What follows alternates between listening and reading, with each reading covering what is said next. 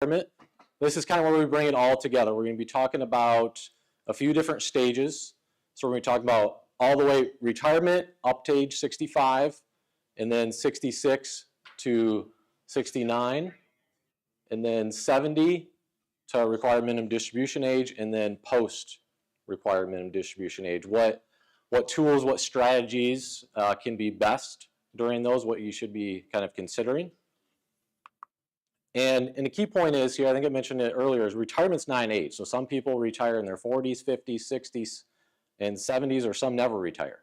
Think of Warren Buffett. He just decided to retire in his 90s. Okay, so it's more of a income shift than it is I'm going to retire at this age. So retirement tax window is kind of what we're going to be talking about, why those are broken up into 4 stages, because this is one of the biggest opportunities that you have of where to pull the levers, where you're going to realize spending, where you're going to realize income, how you're going to live your life. Because when you're working, as we talked about in previous classes, a lot of that, is income that you have a limited amount of levers to pull, versus when you want to spend X amount of dollars, you can decide which bucket it's going to come from, and those buckets are all taxed differently. And then the reason why we say the window sort of ends at RMD age, because that's when the government starts forcing income on you. So it's not that planning stops, it's just that the window of opportunity is closed in terms of you have a little bit less levers to pull there. And then why it's so powerful is because it's one of the lowest tax years of your adult life, and for the reasons I just kind of talked about. You have fewer income sources, and where you have maximum control of where you're going to pull those from. And then we're moving from receiving a paycheck to creating one. And that's one of the biggest obstacles that we often hear about or see, because when you were receiving one, it was like, well, taxes are withheld. I don't need to worry about that as much. I have to pick my withholding, but otherwise it just kind of happens. Versus now that I have to create my paycheck, okay, I have to decide which bucket it's going to come from, and then how much tax should I withhold, when, and how do I do that? So that's where some of the obstacles, complications come in. It doesn't have to be complicated. Sometimes we make it more complicated than it needs to be, but it is a little bit more steps than it is when you were working. So you had maybe one job when you were working, maybe 2, but now you're going to have potential multiple buckets, multiple sources of income that you can pick from. Maybe some years you only have traditional IRA money or taxable money that you choose to use, but you have potentially 3, 4, 5 different sources of income that you can use. And that's why planning is key of when it's best to use each one. So your sources of retirement paychecks, at some point you're going to have Social Security. Some point between 62 and 70.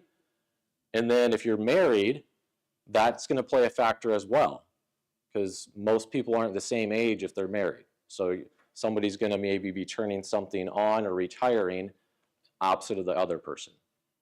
So that's going to kind of narrow some of these windows when we're talking about them a little bit, depending on your unique situation and your ages of your spouse. Some of you are going to have pensions, traditional IRAs for most of us, Roth IRAs, health savings account, taxable brokerage accounts, inherited accounts. So you have potentially a lot of different buckets to pull from.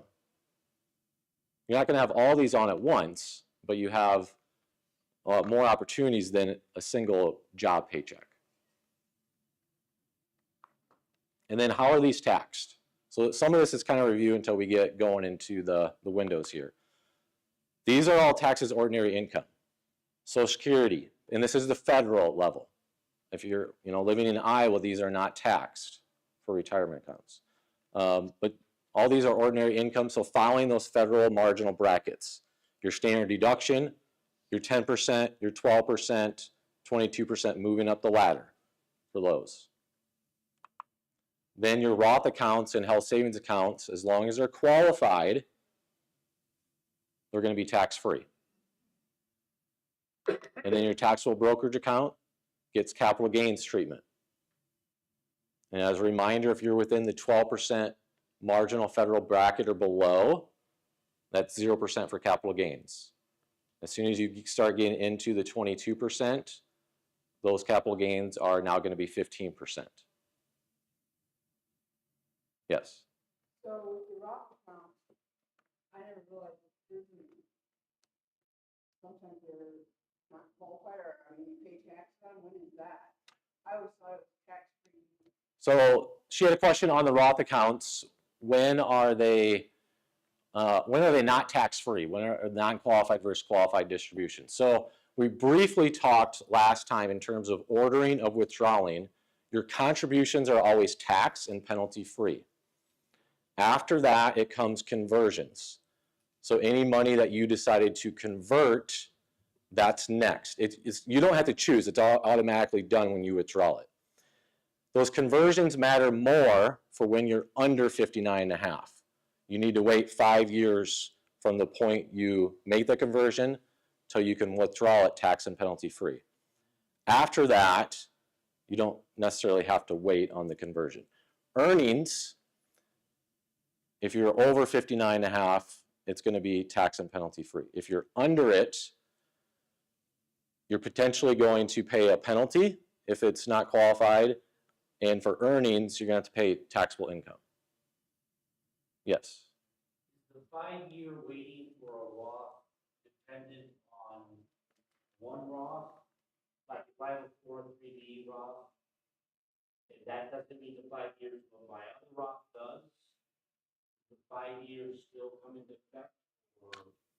So I don't want to go too into depth here. I'm gonna have to create a video on this separately, because there's two different 5-year rules. There's a 5-year in terms of like opening a Roth IRA, making sure it's qualified, and then there's the 5-year conversion rule. And we can start getting down into a rabbit hole pretty quick and take up 20 minutes of this class. But your 403, Roth IRA starts the clock. If you take your 403B and put it in a Roth, that was already qualified inside there, but that didn't start the clock. A very short answer. Yes? If you're doing, is it better to have those dollars in mix them with dollars you already have?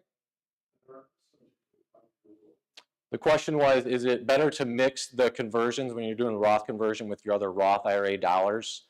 The simplest way to do it is just have one Roth account, because when you're withdrawing the money, let's say you withdraw $5,000, it's going to take your contributions first. Then it goes conversions. So you just keep track of how many contributions you've had, because if you go over that, you just have to be aware that it starts conversions. The IRS isn't going to notify you. The custodian isn't going to say, hey, you're into conversions now. It's something that you have to be aware of, whether you're tracking it on a spreadsheet or you're going to the IRS website and getting, what's it called? They can tell you all your conversions over time. The IRS 5498 will have, each year will have how much you've contributed, if you're unsure of how much you've contributed over time. And then last, we have inherited accounts, and depending on which bucket they fall into of those three, those rules would apply.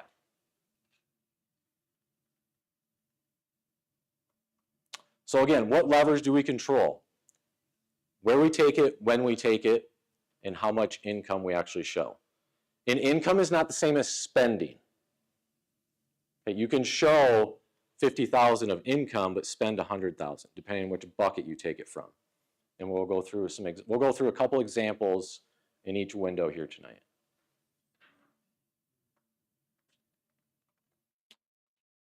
So again, our buckets, and I'm intentionally kind of repeating this because getting these buckets down is important to know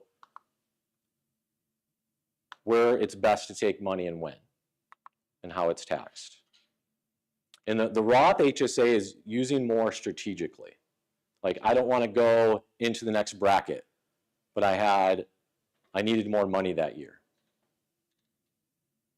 For most people. I mean, there's cases where it's going to be potentially a main source, depending on what your buckets are. But for a lot of people who have bigger traditional balances or brokerage balances, it's going to be used more for these kind of one-off expenses. I don't want to go into the next bracket. For your Roth distribution, if you already paid taxes on those, before you invest in the Roth, those do not count for your tax. Correct, as long as they're qualified. Yep.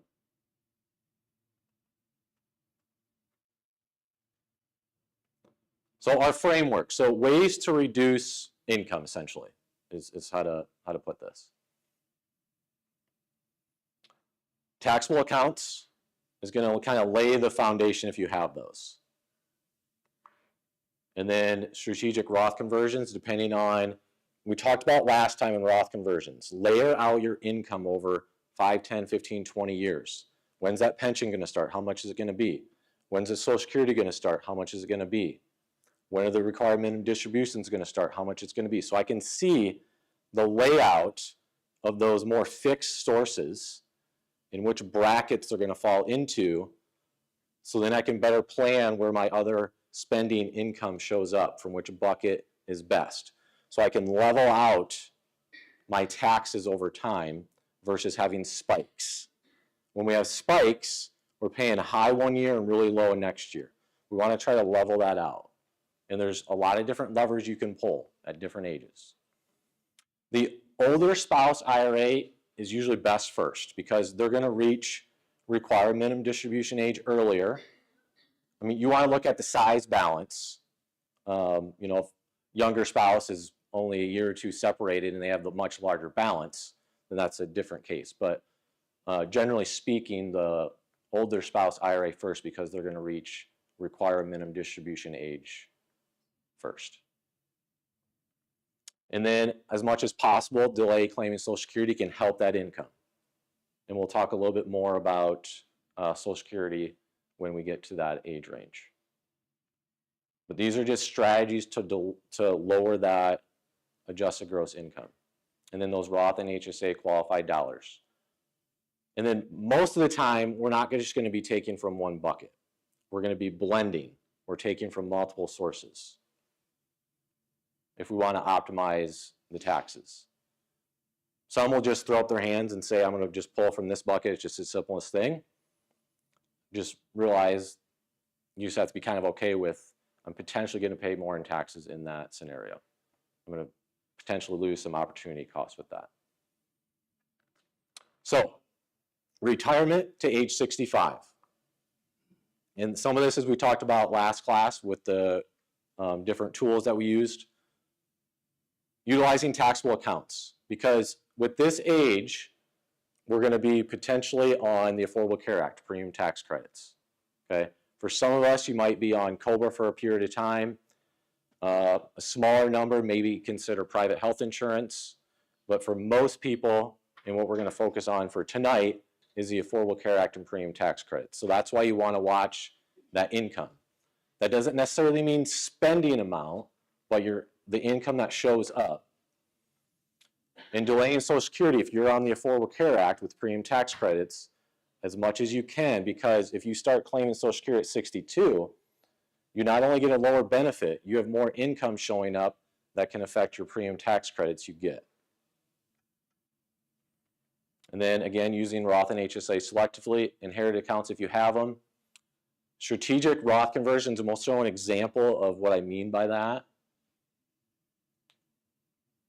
And then those other tools, and those last tools, the 457B, Rule 55, 72T, is more from retirement to 59.5. When you get to 59.5, then you're not going to have to worry about those special tools. Then you can just take from your traditional IRA penalty free. And then same thing with Roth conversion ladder. That's only applicable for pre-59.5. So keeping it low, it's going to lower your taxes. It's going to affect the premium tax credits. We'll show an example of the lowest income you can be for Blackhawk County and the highest, because it's more like a cliff. So here it is. A couple, and this is going to be, look at this as a hidden tax in a way. It's not going to show up on your tax return in this way, but because of the amount you can get per month in premium tax credits, just by adjusting income by $50, it can cost you $18,000 or more just by having $50 off. So a couple, Bill and Sue, age 55 in Blackhawk County. And know that these premium tax credits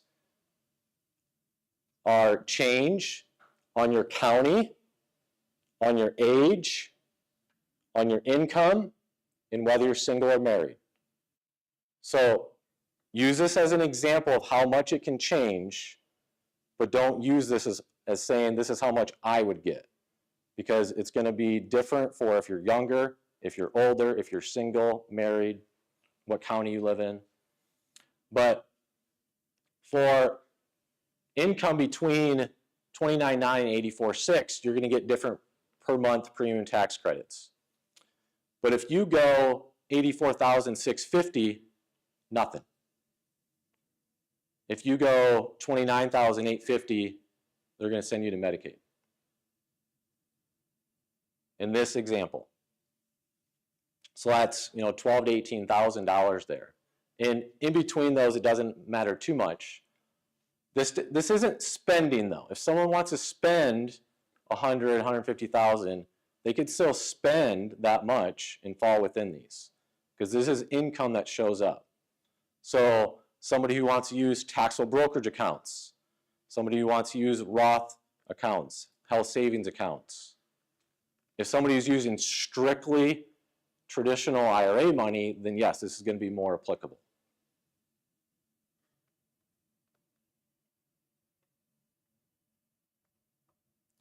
So first example here, if Bill and Sue decide to use pre-tax money, and I just listed 3 different kind of options, the 72T, the government 457, or Rule 55, because they're all pre-tax options. If they decide to spend, they have $80,000 in income, they're still going to fall within a few $1,000s of that amount on the high end and still be okay. Their federal tax owed is just $5,000 because they're sheltered by the first $32,200 at 0%. Then they're moving up to the 10% and 12%. And their premiums could be as low as $200 per month, depending on what plan they choose. And they could further reduce their income if they chose a bronze plan with a health savings account by contributing to that and lowering their income by over $8,000. So you could go, over that 84 in the previous slide and contribute to a health savings account. You just want to give yourself some wiggle room because of other interest dividends that maybe you didn't, if you have cash checking, savings, CDs, brokerage account, making sure you're counting all those other sources of income that's going to count. Because if you go over $50, that's a big mistake. So you want to give yourself some wiggle room. Now, let's look at another example. Same thing, Bill and Sue, age 55. They're going to do $100,000 from their brokerage account.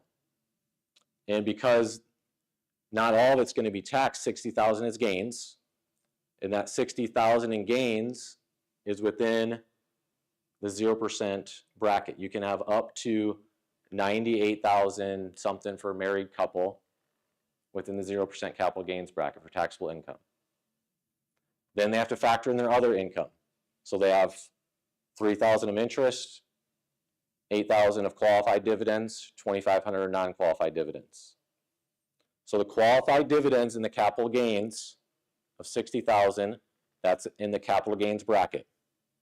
The interest in non-qualified is ordinary income. So that's going to be within the standard deduction. But all these numbers here, they're having $0 in taxes. This is where they have an opportunity.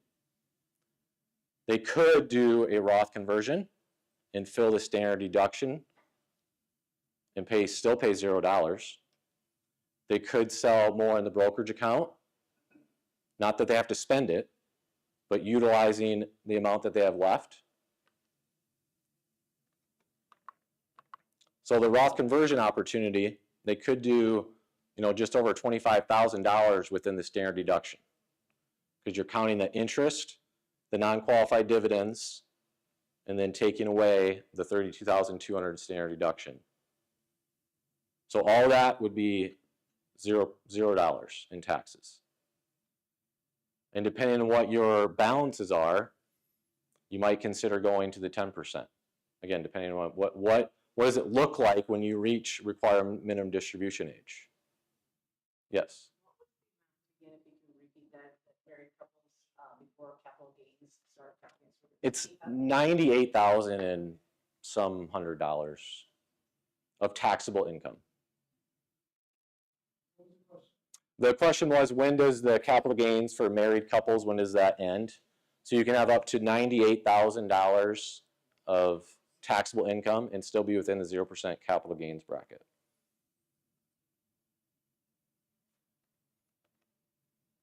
So they have room in the capital gains bracket of about $30,000 too. You don't do both though. You don't do the Roth conversion and do the capital gains. Because if you do too much Roth conversion, you're going to push some of those gains into the 15% potentially too. So you got to be mindful of that too. Because the recognizing ordinary income pushes up your taxable income, right?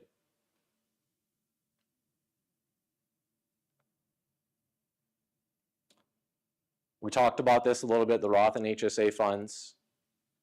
Those big purchases. So if somebody wants to buy a house or pay off their house before retirement or in retirement, instead of doing that all in one year and taking a big tax hit from doing it from their brokerage account or doing it from their traditional IRA account, they could use maybe a portion of their Roth or health savings account. You have to weigh the opportunity cost. Or you could spread it out over multiple years from your traditional IRA account. I mean, you have to weigh that with the peace of mind having no debt, but just recognize if you're taking $100,000 more dollars to try to pay off a house or to buy a house, what tax consequences or opportunity costs that's creating. Because those are real life things that do happen. Or maybe it's a truck that costs close to $100,000. No, it'd be reimbursed if you had you can't use your health savings account for pay for those expenses unless you kept receipts from before that you paid for those expenses, and then you're reimbursing yourself. You can't use your health savings account for qualified expenses for a major purchase like a house or a vehicle or something. Yes. So moving on to ages 66 to 69. So now we're into Medicare. We don't have to worry about the Affordable Care Act and premium tax credit. And at this point, maybe we haven't taken Social Security yet. So we have a window of opportunity. This could be one of the biggest windows of opportunity potentially, because you don't have to worry about premium tax credits and following those income thresholds, right? But maybe you don't have the Social Security started that's adding more income to your buckets. And RMDs have not yet started. And then you have increased deductions. We've talked about this many times. So in addition to a married couple filing jointly the $32,200 for 2026, a married couple has the regular standard deduction of $3,300 plus the $6,000 per person for $12,000 total. So they have potentially up to $47,500 in standard deduction. So there's a pretty big window of opportunity here. And now some people might be, so IRMAA, Medicare surcharge, technically starts, you need to start looking at it when you're 63 because it's a 2-year look back. But if you were on the Affordable Care Act and premium tax credits, you're not going to have to worry about it because your income was going to be low anyway. This doesn't start for married couple and divide in half for single until you're $210,000, $15,000. So you have to be over $200,000 for married couple filing jointly, and then over $100,000 for single in income before you need to start even looking at the brackets. And there's 4 or 5 tiers. Yes.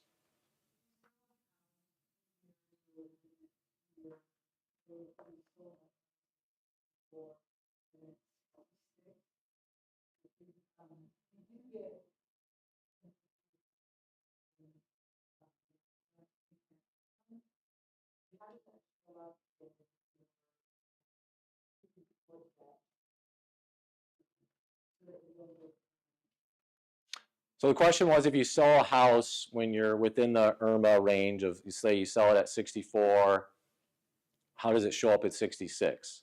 So one, if you have a qualified sale, if you've lived there in the past 2 years or the past 5, single, it's $2,000 tax-free, married, $500,000 tax-free. So most of us aren't going to have to worry about it. If you're outside of that, it's going to show up in capital gains, depending on what other income you got showing up. It's going to be stacked on other like ordinary income and other capital gains that you have. Does that help?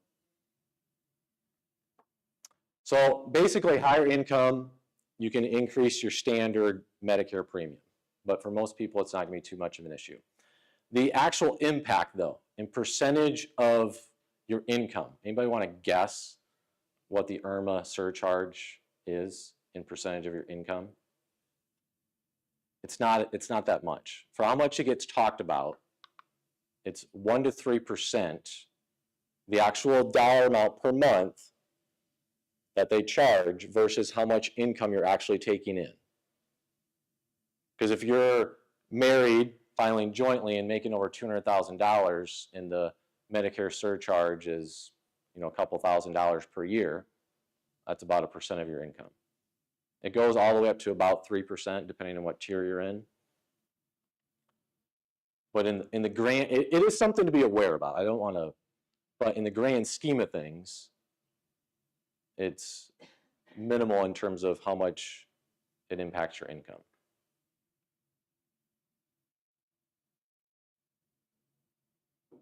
But we often hear that, oh, I don't want to do this, whether it's a Roth conversion or whether it's going on a trip or X, because I don't want to face IRMA. Don't let it run your plan. Don't let it run your life for a little bit extra payment. And now those that are born in December or January, so this age range that we're talking about, 66 to 69, that's 4 years of planning opportunity.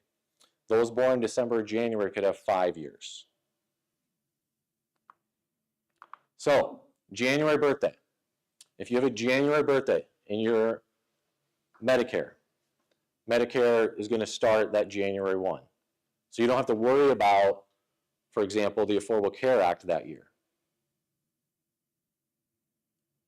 Does that make sense? Otherwise, if you were a March, you're going to have to get some kind of health insurance for a couple months and then get on Medicare. Not that a couple months is a huge deal in terms of that, but you get basically a 5th full planning year. And then if you have a December birthday and you're delaying Social Security till you're age 70, because the payment of Social Security doesn't hit your account till the month after you have a 5th year.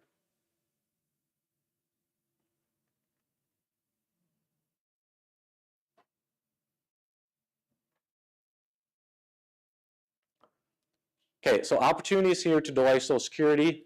If you have any taxable accounts left, because those were kind of the foundation for pre-65, for those that were on the Affordable Care Act.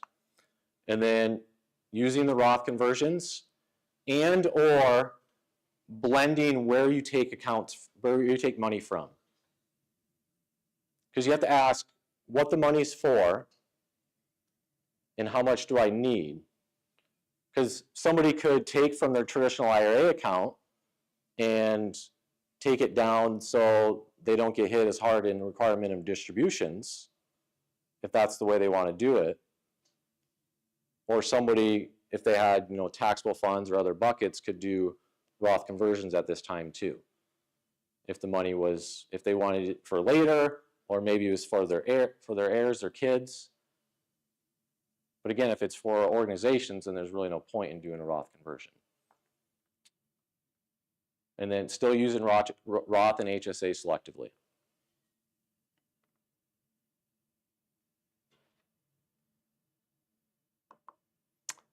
Now moving on to how Social Security is actually taxed. You know, with the last election, we heard, you know, Social Security is not going to be taxed anymore, when the reality of it is you just got a bigger deduction. The first thing to understand, it doesn't get all taxed at once. So we have a couple different thresholds, a couple different zones. We have the 0% where nothing of it gets taxed.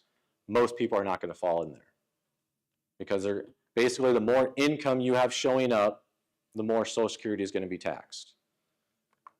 Then the next range is 50%. And then the final is 85%. And to be clear here, this is where some misunderstanding gets to, is it's not that your Social Security benefit is getting taxed at an 85% rate. It's that 85% of your benefit could be taxed at your marginal rate. And it could be anywhere in between the 0 and 85. You know, somebody might have 25% of their benefit tax, another person might have 60%. And we'll go through an example here. But this is one reason why to delay Social Security. Because you have other levers you can pull, that you start lowering your required minimum distribution, which can help how much Social Security gets taxed later.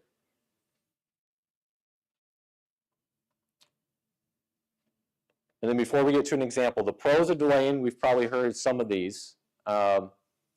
Tax planning flexibility. So 66 to 69 is a pretty nice window of tax planning flexibility if you don't take Social Security. Because you can, whether you're doing the Roth conversions, you're taking from your traditional IRA to lower that balance, and then you get the higher benefit. It's growing 8% per year from your full retirement age to age 70. So it's kind of acting as a longevity benefit. And then it's increasing those non-volatile assets, especially if somebody doesn't have a pension, because you get the cost of living adjustment every year as well. And then obviously there's always potential reasons too to not delay it. Maybe there's cash flow needs where I don't have much other sources that I can pull from, but I don't want to continue working. Or maybe there's a health concern. And the health concern isn't like, well, I know I'm going to die, but you don't really have a very good reason of why. You just think that. Like, were you diagnosed with something, or you have just really bad genetics that all of your family have died in their 70s or whatever. And then lower earning spouse, this is where it might be applicable, where maybe the lower earning spouse takes it earlier while the higher earning spouse takes it later. So let's take a look at an example here, what this actually looks like. We'll take a couple age 67, $100,000 of income. Example 1, $60,000 of Social Security and $40,000 of traditional IRA income. Ends up 47% of that Social Security is taxable. Because they're moving through the bracket still. Through their standard deduction of $47,500, then the 10%, then the 12%.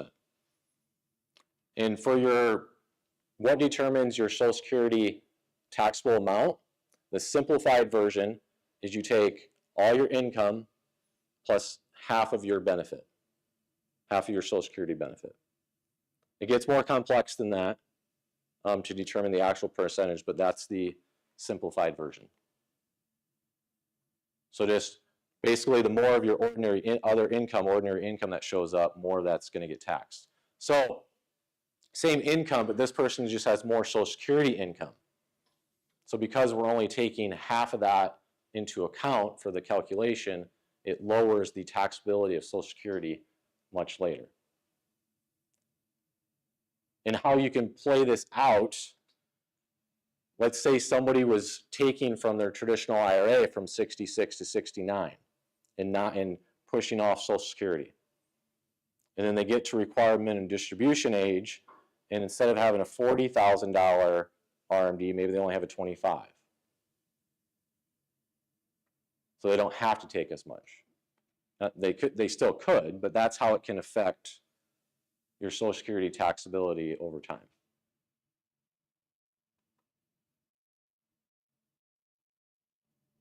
And we saw this in one of the beginning classes of we can have the same lifestyle. We can each spend $100,000, but if couple A takes it from a traditional IRA and couple B takes it from a taxable account, somebody's paying thousands of dollars in taxes and another person's paying zero, depending on which bucket you took it from. So the sequence of when and where you take it from matter. So let's apply this over multiple years. We're gonna play Andy and Sally out here for a couple different age ranges and scenarios. So 140,000 of income. They have no taxable accounts left. They used them all up. So they're going to use their traditional IRA. So how does this work through the brackets? So at first, 47,500 is within the standard deduction at 0%. And they had a little bit of interest from money that they earned through the bank because they had no taxable accounts.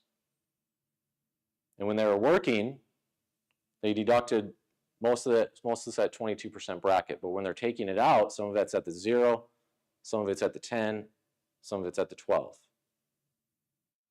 So we talked about one class where contributing versus withdrawing is totally different.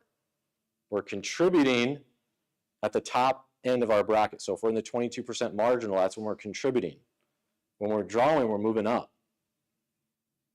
We're going from the 0 to the 10 to the 12 and finally the 22 or and above. So pretty low taxes, pretty low effective rates for over $140,000 of income, because all that's ordinary income.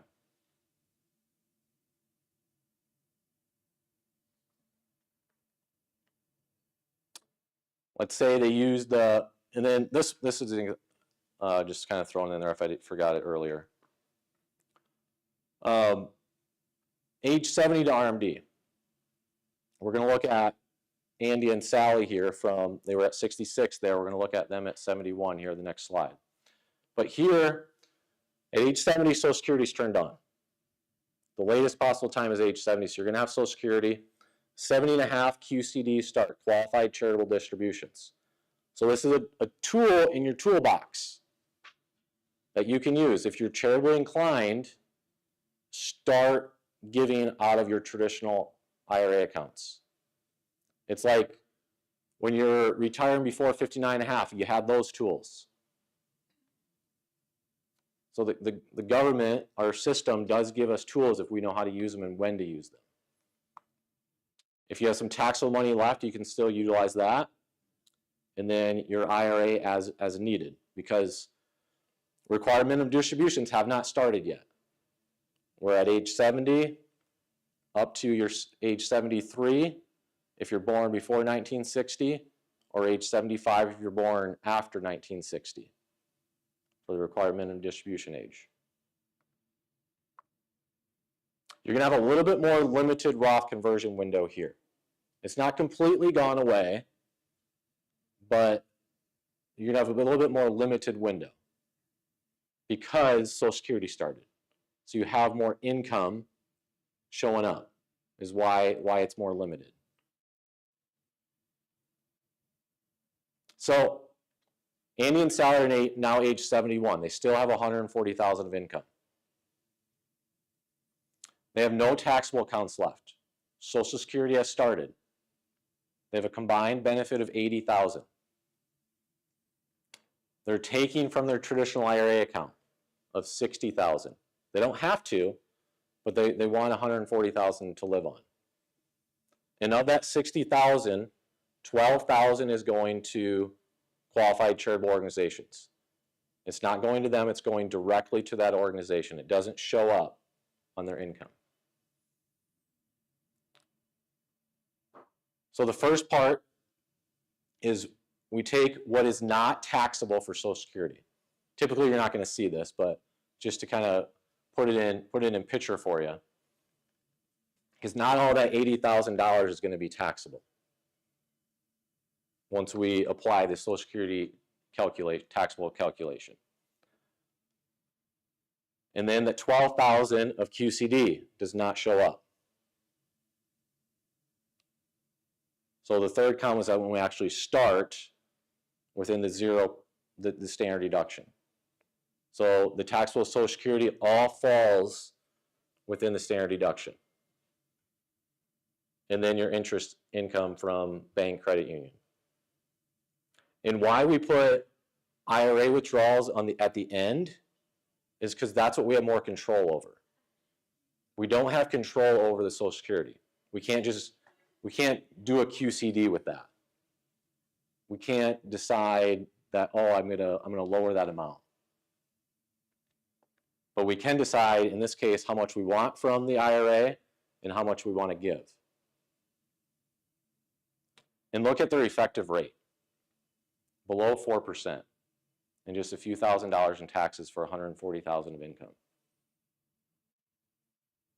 Because a lot of it was excluded from taxes. I mean, we had 45 plus 12 plus 36. That was all excluded from being taxed at all.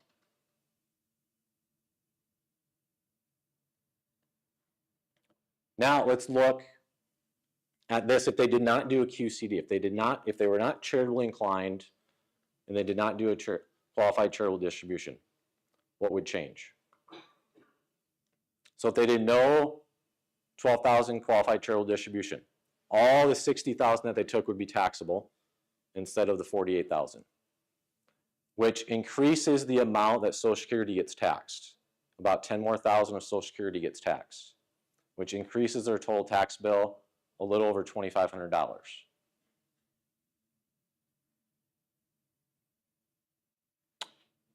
And in this case, I said limited Roth conversions in this window, but it depends on what your traditional IRA balance is, what the required minimum distribution projection is going to be, what the money's for.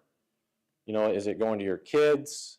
What tax bracket are they in? Is it going to charitable organizations? But they still have a good amount left within the 12% bracket, which again is a pretty low bracket. And part of that is because whether they're doing the qualified charitable distributions or not, because of the high deductions we have now for age 65 plus, and not all the Social Security falling into taxable income. So you can have a lot of spending money, but still pay not very much in taxes in today's environment.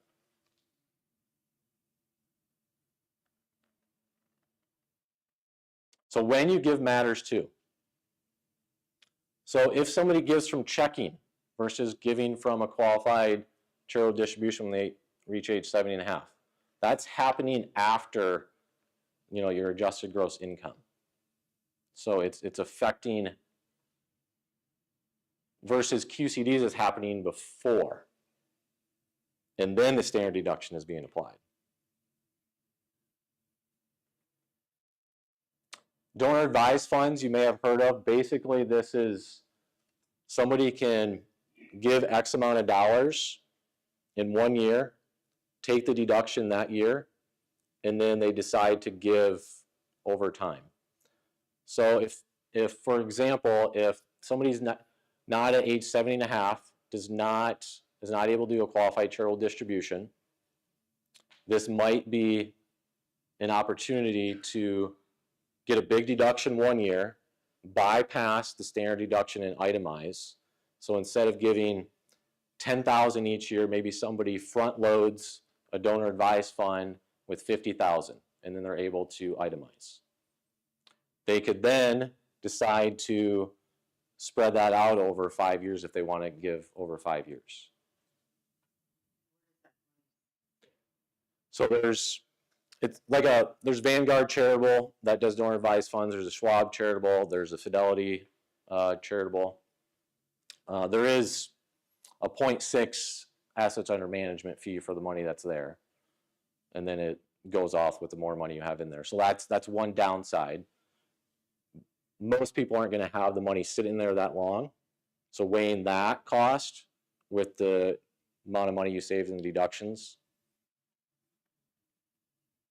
And then for people who have appreciated assets, giving those from your taxable brokerage account, if there's people out there that bought Google or Apple or whatever, and it's gained a lot over time, giving that money can be wise because you're not going to pay those capital gain taxes.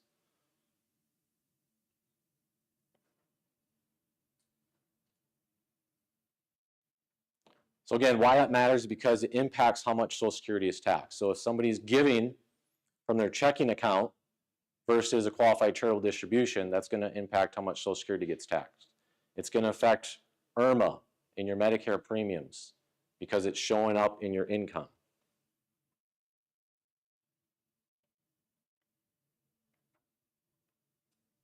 Okay, so yeah, go ahead.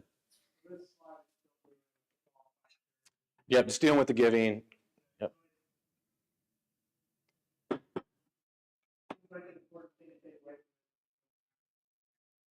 Go back to 5 years.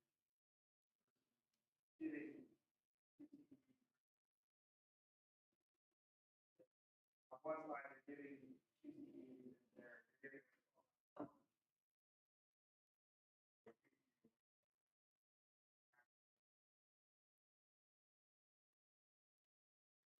You'll have $9,500 more. Yeah. But it's also important. Yeah.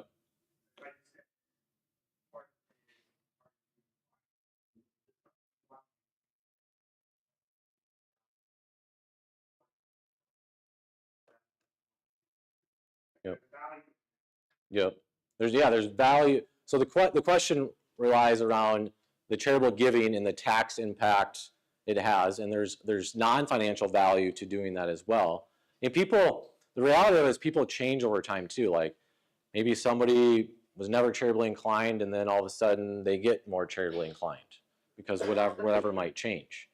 And most people are not doing it for the financial tax benefit, but take advantage of it for you and the organization because you're able to give more by realizing the strategy is out there and taking advantage of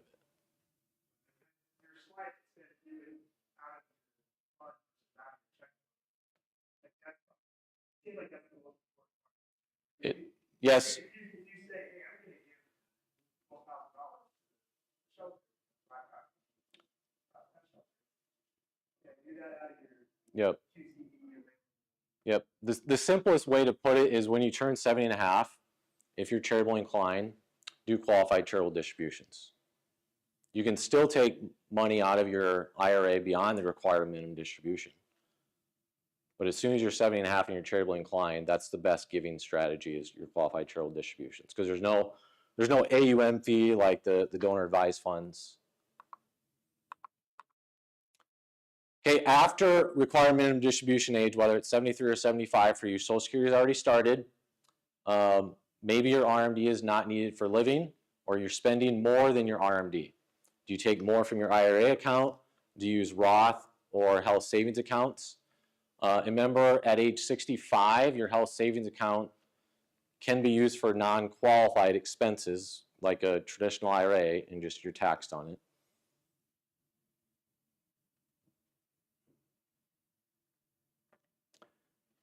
So income sources when RMD starts, Social Security, pension, interest, non-qualified dividends still apply, qualified dividends. I got a couple examples. I'm going to kind of go fast through this here that I want to get to. RMDs in retirement. The reality of it is it's pretty low compared to the age. So at age 75, it's a little over 4%. When we know that research has shown that we can easily take out 4% safe at a much earlier age. So the reason why it increases is because our life expectancy is going down. And it's never going to, they're never going to take it all out. You're never going to deplete it because it's your life expectancy plus 10 years for your beneficiary. And then other ways to lower your requirement and distribution we've talked about in other classes, your asset location is important. Using qualified charitable distributions can be big. And then using those windows to withdraw from your IRA, like from your pre-65 or 66 to 69, using those windows before Social Security starts can help. Your age and your spouse's age, or the income balance. So there's different tables you can use for most people that have they're close in age. You're using the single life expectancy table for your own, for your IRA balance of December 31st. If somebody has, you know, they're over 10 years apart, then you can choose a different table. Does that help answer your question?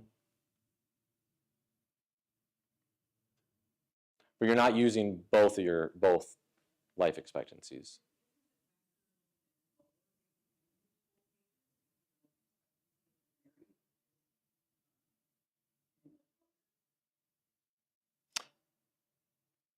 For the younger spouse, you want to choose the single life expectancy unless you're more than 10 years apart. So for an example, Bill age 75, his factor is 24.6. So you divide his IRA December 31st of the previous year, just over $60,000 that he would be required to take out. And if that's his only income, that's just going to fill up, you know, the standard deduction and get a little bit into the 10% if he's married. If he's single, get into the 12%.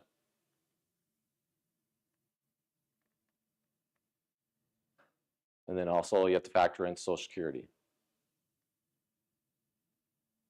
So let's look at Bill and Sue, a couple, 75, 72. One of them's at RMD age.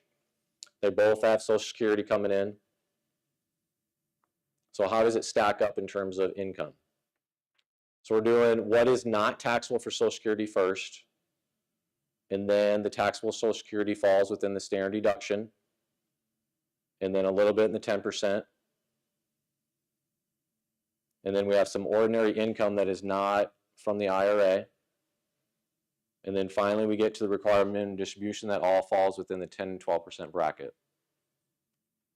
And they have qualified dividend income that, because qualified dividend income is capital gains, it's getting stacked at the end because it gets stacked on top of ordinary income. And because they're within the 12% bracket, that's 0%.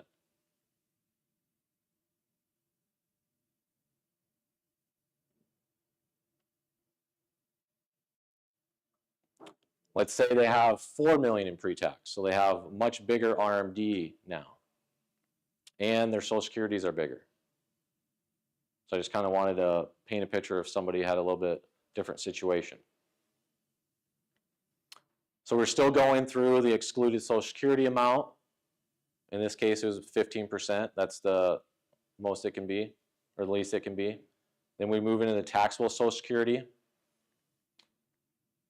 If you go all the way down to the bottom, the qualified dividend income, because they are not within the 12% marginal bracket, that is taxed at now 15%.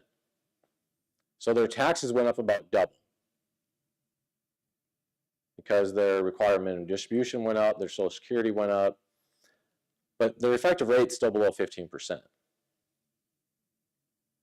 And if they were deducting all that when they're working at 22%,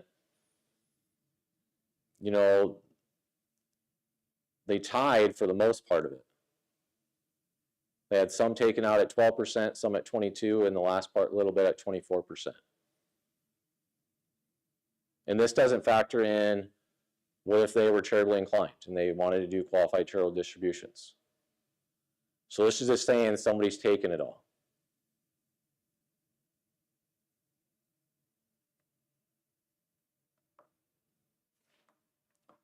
Now the widow years, we're gonna play Bill and Sue here again.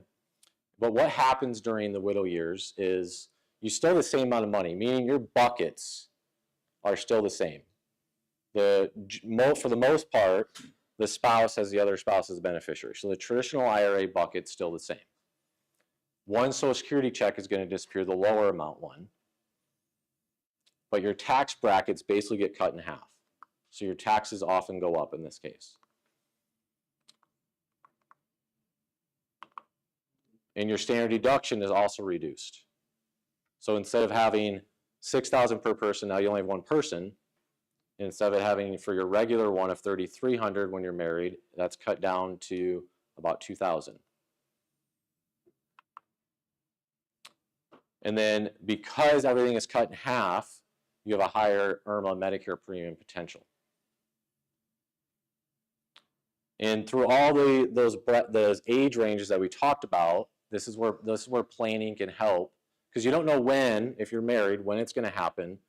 But by turning on those levers at the right time, you can help out when one person is starting to file single as well.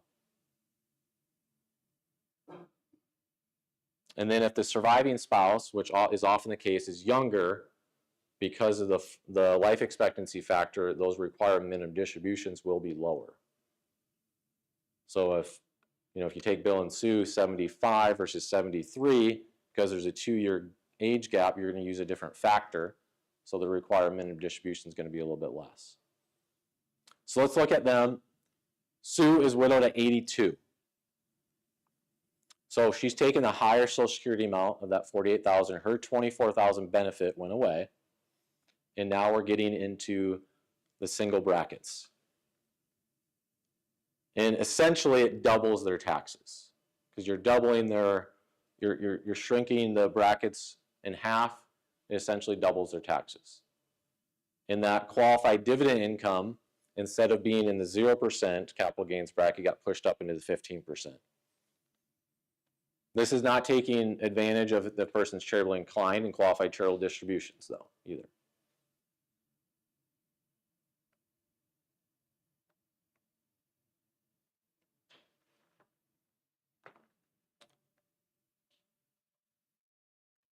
Here's another example of a widow age 70. So they have Social Security of $42,000, and then they're not requiring minimum distribution age, but they're taking from their IRA because they want $120,000 of income. But their effective rate, I'm showing this because their effective rate's still below that 15%. So they're getting more at the 22% instead of having it all fall within the 12% if they're married.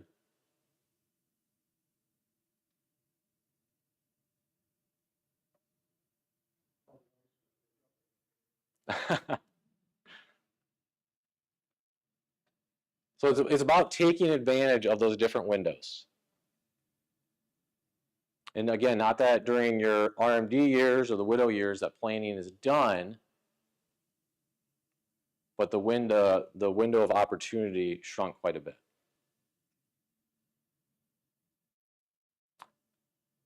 So basically, to kind of wrap it all up, you don't control the tax code, you don't know when it's going to change, but knowing what strategies are out there and planning a little bit ahead can save you quite a bit. And it's not about having no taxes. You want to avoid those spikes. Level it out a little bit. So if you want to learn more, many of you know about Mike and the Giving Solution. Our website is up there. We also do a weekly newsletter that you can unsubscribe anytime if you don't like it. That's just a QR code that's up there if you wanted that. It just talks about some of the stuff that we talked about tonight with taxes, other retirement topics, and other topics relating to money. Any questions otherwise? Yes.